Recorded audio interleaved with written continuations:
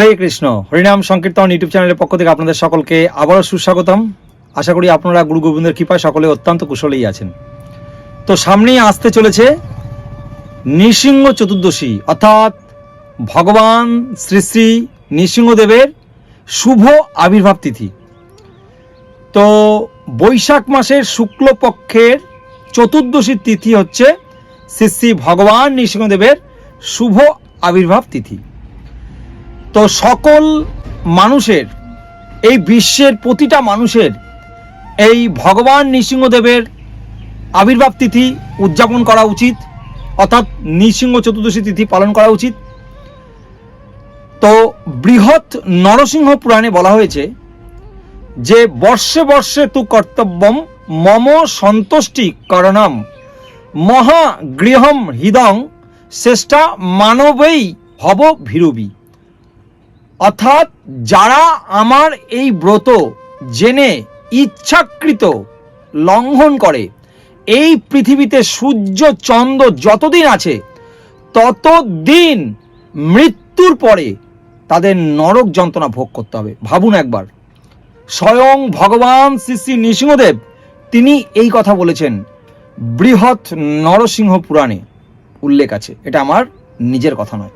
তো আজকের ভিডিওতে আমরা আলোচনা করব এই নৃসিংহ চতুর্দশী ব্রত আপনারা কিভাবে অত্যন্ত সহজ সরলভাবে বাড়িতে থেকেও পালন করতে পারেন, কিভাবে পুজো করবেন, অভিষেক কিভাবে করবেন, অভিষেকের মন্ত্র কি আছে, সংকল্প মন্ত্র কি আছে, প্রণাম মন্ত্র কি আছে, এবং সারাদিন কিভাবে এই দিনটিকে উদযাপন করবেন, কিভাবে আপনারা অভিষেক করবেন, ভগবান নৃসিংহদেবের প্রিয় খাবার কি কি আছে, কি কি আপনারা ভোগে নিবেদন করবেন, এই সকল বিষয়ে আজকের ভিডিওতে আমরা আলোচনা করব। তাই আপনারা ধৈর্য ধরে কৃপাপূর্বক আমাদের এই সম্পূর্ণ ভিডিওটি দেখবেন। হরে কৃষ্ণ।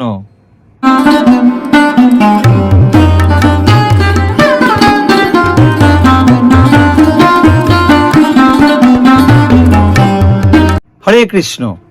তো এই নৃসিংহ চতুর্দশী আপনারা গৃহে থেকে কিভাবে অত্যন্ত সহজ সরলভাবে পালন করবেন সে বিষয়ে আজকে আমরা আলোচনা করব, এবং ভগবান এই নৃসিংহ চতুর্দশীর মাহাত্ম্য কথা, ভগবান নৃসিংহদেবের এই মাহাত্ম্য কথা আজকের ভিডিওতে আলোচনা করবার চেষ্টা করব।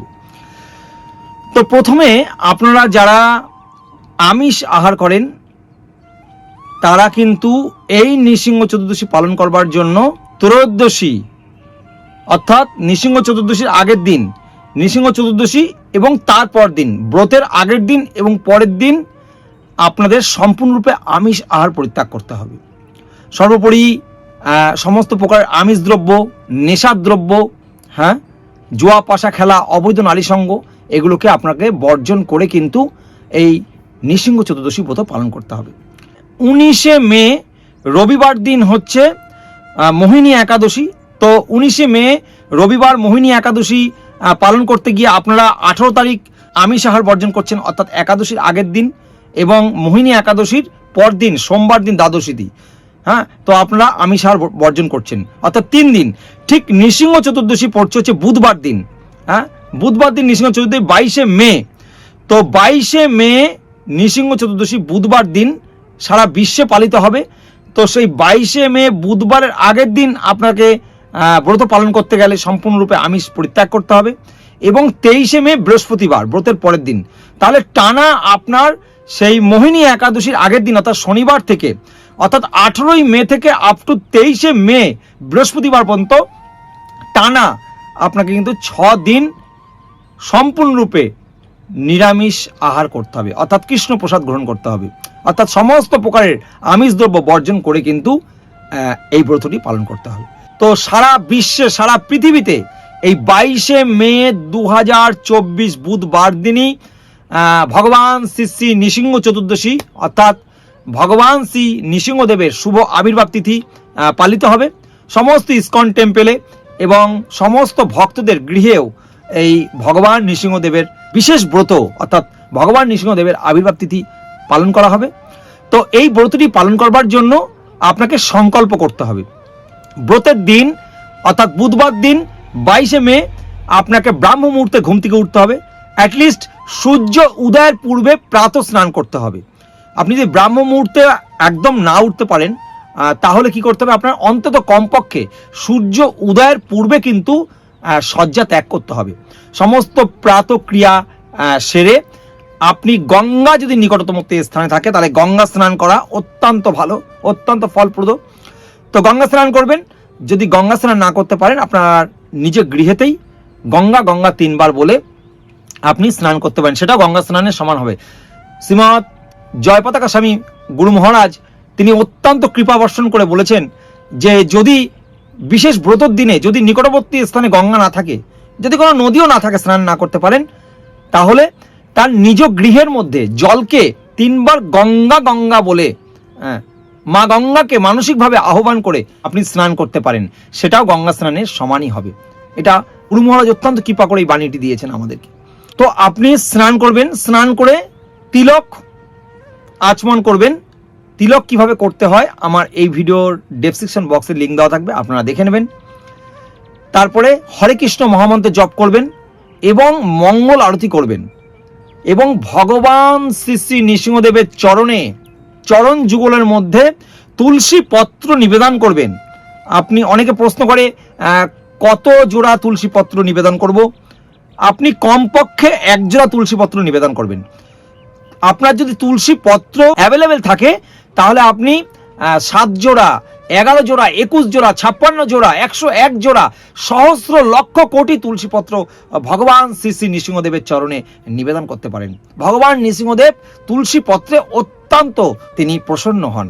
ঠিক আছে, এমনকি আপনি তুলসী পত্র যদি বাড়িতে যদি তুলসী বৃক্ষ গাছ অ্যাভেলেবেল থাকে, অনেক থাকে, তাহলে তুলসী পত্র চয়ন করে সেই তুলসী পত্রের বোটা দিয়ে সুতো দিয়ে বন্ধন করে আপনারা তুলসীর মালা করতে পারেন। তুলসীর মালা করে ভগবান শ্রী শ্রী নৃসিংহদেবের গলায় আপনি পরাতে পারেন। খবরদার যেন তুলসী পত্রের মধ্যে সুই কিন্তু ফুটিয়ে মালা তৈরি করবেন না, সেটি আমাদের অপরাধ হয়ে যাবে। তো এইভাবে আপনারা তুলসী পত্রের মালা তৈরি করে ভগবান শ্রী শ্রী নৃসিংহদেবকে পরাতে পারেন। ভগবান শ্রী শ্রী নৃসিংহদেবের আরতি করবেন।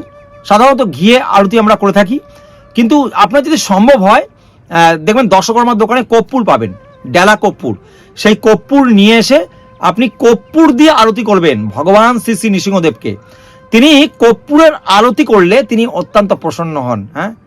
ভগবান নৃসিংহদেব অত্যন্ত খুশি হবেন, সেইভাবে আপনি আরতি করবেন। এবং শ্রীমদ্ ভাগবতমের 7ম স্কন্ধ আপনারা পাঠ করবেন।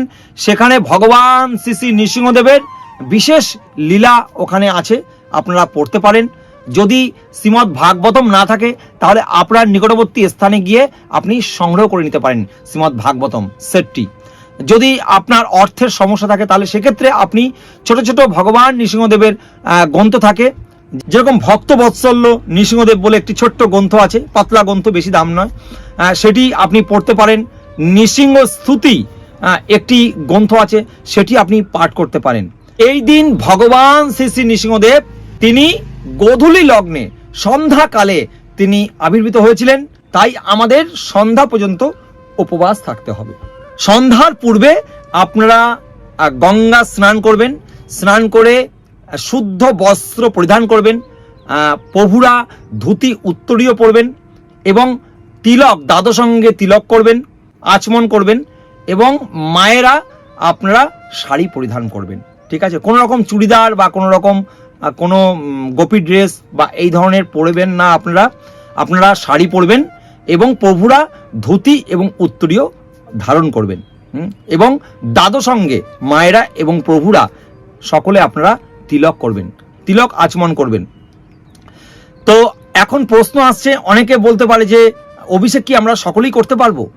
আপনারা অভিষেক যদি আপনারা প্রসাদভোজী হন এবং আপনি যদি হরিনাম কমপক্ষে দীক্ষিত হয়ে থাকেন, তাহলেও গায়ত্রী দীক্ষিত না হলেও চলবে, কিন্তু কমপক্ষে যেন হরিনাম দীক্ষা আপনার হতে হবে এবং 4টে নিয়ম যথাযথভাবে পালন করতে হবে, যথা আমিষ আহার বর্জন, নেশা বর্জন, অবৈধ নারীসঙ্গ বর্জন এবং দ্রুত ক্রিয়া বর্জন। এই 4টি নিয়ম যথাযথভাবে পালন করতে হবে এবং প্রসাদভোজী হতে হবে। তাহলেই কিন্তু আপনারা অবশ্যই ভগবান শ্রী শ্রী নৃসিংহদেবের অভিষেকে অংশগ্রহণ করতে পারেন। কিন্তু যারা এই নিয়মগুলো পালন করছেন না, তারা আপনারা অভিষেকের সময় মন্দিরে গিয়ে আপনারা দর্শন করতে পারেন। অভিষেক দর্শন করা এবং অভিষেক করা এটি হচ্ছে অভিন্ন। এছাড়া আপনারা যদি কেউ মন্দিরে নাও যেতে পারেন তাহলে MTV মায়াপুর টিভি আপনারা খুলবেন। ওই দিন সকাল থেকে বিশেষ অনুষ্ঠান হয় মন্দিরে, ভজন কীর্তন, ভগবান নৃসিংহদেবের লীলা আলোচনা করা হয়, প্রহ্লাদ মহারাজের লীলা আলোচনা করা হয়, ভক্তবৎসল নৃসিংহদেবের সমস্ত লীলা এই দিন আলোচনা করা হয়। আপনারা মন্দিরে সাধুগুরু বৈষ্ণবের সঙ্গ করে সেখানে ভাগবত পাঠে অংশগ্রহণ করতে পারেন, সেটাও আপনার ফলপ্রদ হবে। শ্রী শ্রী ভগবান নৃসিংহদেব বৈশাখ মাসের শুক্লা পক্ষের চতুর্দশী তিথিতে গোধূলি লগ্নে যখন সোয়াতি নক্ষত্র যুক্ত হয়েছিল তখন ভগবান শ্রী শ্রী নৃসিংহদেব শুভ আবির্ভূত হয়েছিলেন প্রহ্লাদ মহারাজকে রক্ষা করবার জন্য তার পিতা হিরণ্যকশিপুর হাত থেকে।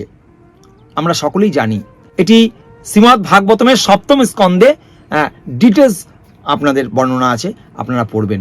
ভগবানকে কি কি নিবেদন করা যায়, ভগবানের প্রিয় কি কি? সমস্ত ফলের মধ্যে ভগবানের প্রিয় ফল হচ্ছে আম। সুন্দর মিষ্টি পাকা আম নতুন বছরের ভগবানকে নিবেদন করতে পারেন, ভগবান অত্যন্ত প্রসন্ন হন।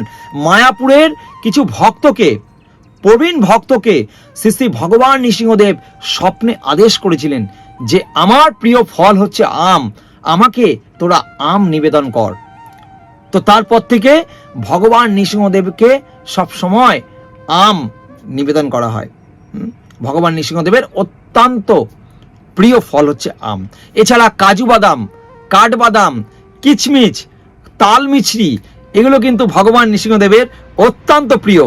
আপনারা গৃহে থেকেও ভগবানের নৃসিংহদেবের এই প্রিয় খাদ্যগুলো আপনারা নিবেদন করতে পারেন। এছাড়া আরেকটি পানীয়, যেরকম আমরা ডাব খাই না, ডাব একটি পানীয় জিনিস, ফলের রস খাই, পানীয় জিনিস, তেমনি পান কম বলে একটি জিনিস আছে, সেটি হচ্ছে ভগবান শ্রী শ্রী নৃসিংহদেবের অত্যন্ত প্রিয় পানীয়। সেই পান কমটা কি করে করবেন? ঠান্ডা জল নেবেন, গোলমরিচের গুঁড়ো থাকবে, আদার রস থাকবে এবং তাল মিছরি থাকবে, পরিমাণ মতন আদার রসটা দেবেন, দিয়ে সুন্দর করে একটি শরবতের মতন বানাবেন। সেটি হচ্ছে পান কম, অর্থাৎ ভগবান শ্রী শ্রী নৃসিংহদেবের অত্যন্ত প্রিয় পানীয়।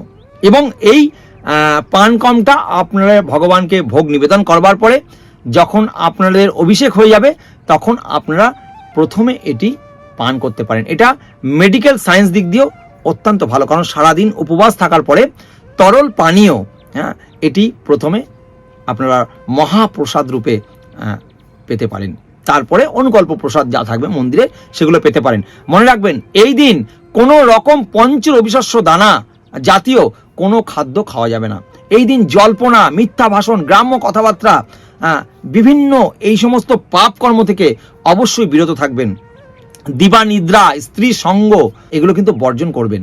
এই দিন কোনো রকম ভাবে জল্পনা বা প্রসাধনিক দ্রব্য বা বিভিন্ন জড় দেহের সাজানোর জন্য, জড় দেহের জন্য এই জিনিসগুলো, পারফিউম বা এই সমস্ত জিনিসগুলো পেছনে সময় না দিয়ে আপনি ভগবান শ্রী শ্রী নৃসিংহদেবের বিভিন্ন গ্রন্থ পড়বেন।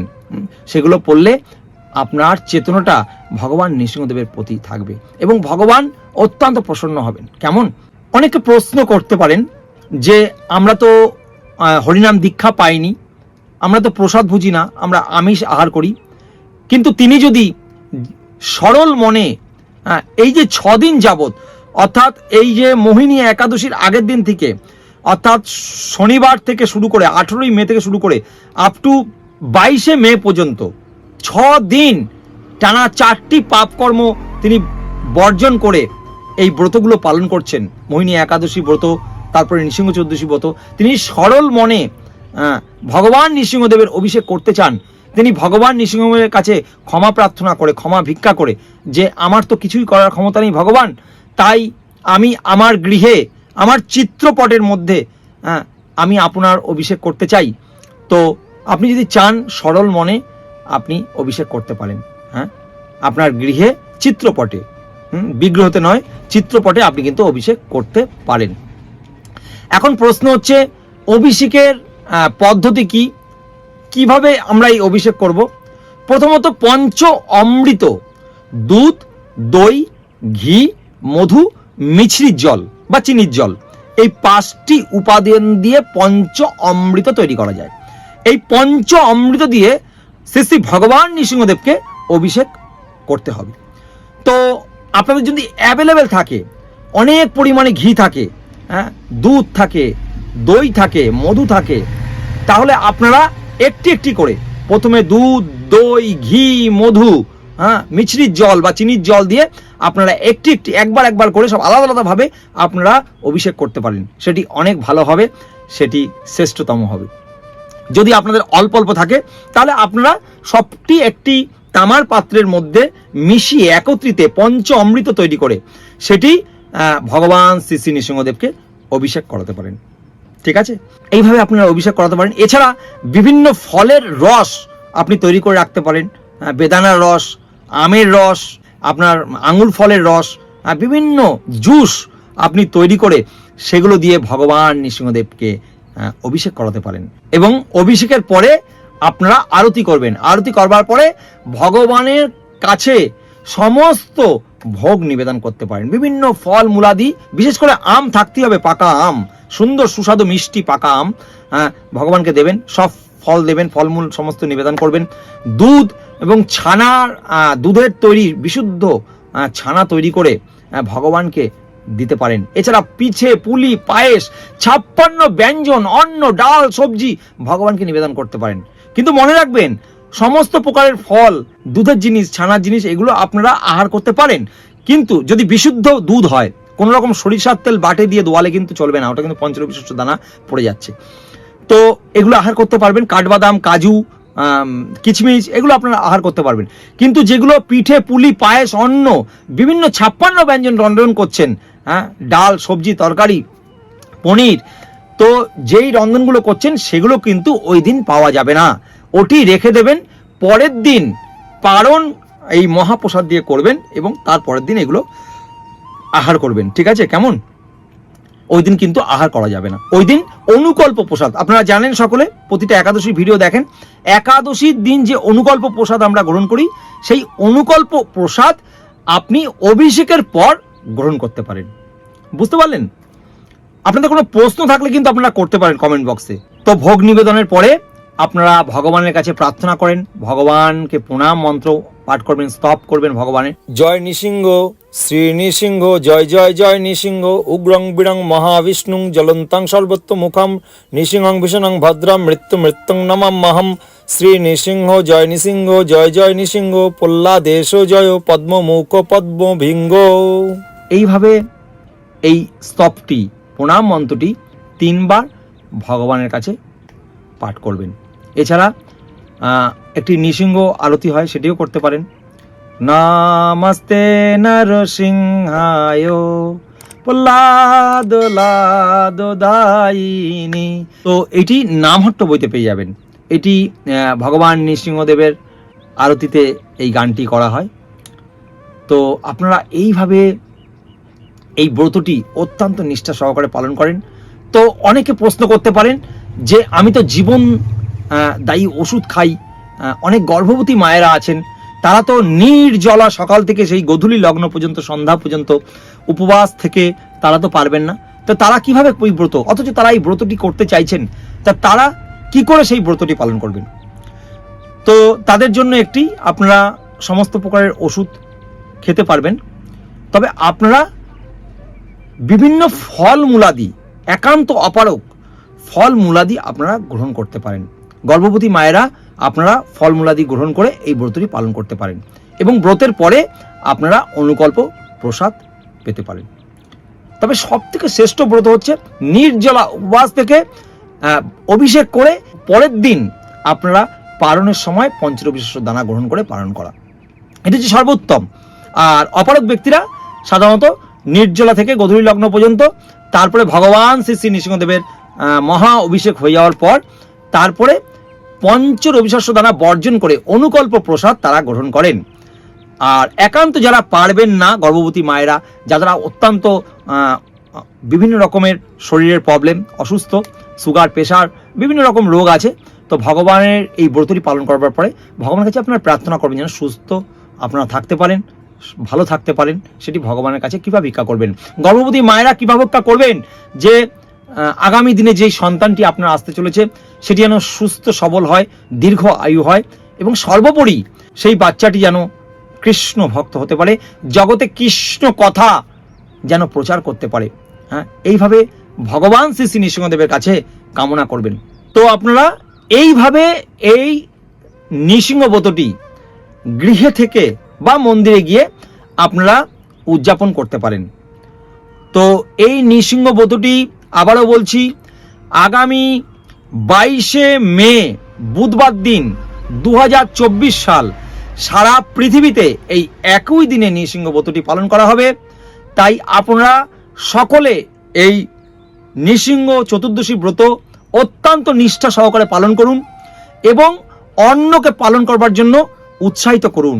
আপনার যারা চেনা যারা আছে, নিকটবর্তী স্থানে যারা থাকে, আপনার আত্মীয় পরিজন, বন্ধু বান্ধব সকলকে এই ভিডিওটি শেয়ার করে দিন এবং জানিয়ে দিন যে ভগবান নৃসিংহ চতুর্দশী পালন করা অত্যন্ত গুরুত্বপূর্ণ। আপনারা শুনলেন যে বৃহৎ নরসিংহ পুরাণে কি বলা হয়েছে, যে এই নৃসিংহ ব্রত যদি পালন না করে তাহলে তার কি গতি হবে, কি ফল হবে, এবং যিনি পালন করে তিনি বিষ্ণুলোক গতি হয়। তো এই নৃসিংহ ব্রতটি স্বয়ং ব্রহ্মা পালন করেছিলেন, কারণ সৃষ্টি কার্য করবার জন্য তিনি এই নৃসিংহ চতুর্দশী ব্রত পালন করেছিলেন। স্বয়ং শিব ত্রিপুর অসুরকে বধ করবার জন্য এই নৃসিংহ চতুর্দশী ব্রত পালন করে সাকসেসফুল হয়েছিলেন, এবং সমস্ত দেবতারা তাদের দেবত্ব পাওয়ার জন্য, তারা স্বর্গলোকে পথ অধিকার করবার জন্য তারা এই ভগবান শ্রী শ্রী নৃসিংহদেবের নৃসিংহ চতুর্দশী ব্রত পালন করেছিল। এই নৃসিংহ চতুর্দশী ব্রত সৃষ্টির প্রাম্য থেকে পালন হয়ে আসছে। তাই আপনারা সকলে এই নৃসিংহ চতুর্দশী ব্রত অত্যন্ত নিষ্ঠা সহকারে পালন করুন এবং ভিডিওটি ভালো লাগলে বেশি বেশি করে শেয়ার করবেন। আপনারা যারা নতুন এই চ্যানেলটি দেখছেন, এখনো পর্যন্ত চ্যানেলটিকে সাবস্ক্রাইব করেননি, কৃপাপূর্বক দয়া করে চ্যানেলটিকে সাবস্ক্রাইব করে নোটিফিকেশন বেল আইকনটি অল করে দিন। ভিডিওটি ভালো লাগলে লাইক দেবেন এবং কমেন্ট করবেন। আপনাদের যদি কোনো বিষয় জানার থাকে অবশ্যই কমেন্ট বক্সে কমেন্ট করে জানান, ঠিক আছে? আর এই ডেসক্রিপশন বক্সে লিঙ্ক দেওয়া থাকবে, আপনারা 108টি ভগবান শ্রী শ্রী নৃসিংহদেবের নাম এটি পেয়ে যাবেন। এটি আপনারা এই দিন পাঠ করবেন, সেটি অত্যন্ত মঙ্গল হবে, এবং 101টি মন্ত্র পাঠ করবেন আর ভগবান শ্রী শ্রী নৃসিংহদেবের চরণে তুলসীপত্র নিবেদন করবেন, ঠিক আছে? আপনারা সকলে ভালো থাকুন, সুস্থ থাকুন, সদা কৃষ্ণ ভাবনাময় হয়ে থাকুন। শ্রী শ্রী ভক্তবৎসল্য প্রহ্লাদ মহারাজ কি জয়, শ্রী শ্রী ভগবান নৃসিংহদেব কি জয়, নিতাই গৌর সীতানাথ প্রেমানন্দের হরি হরি বল।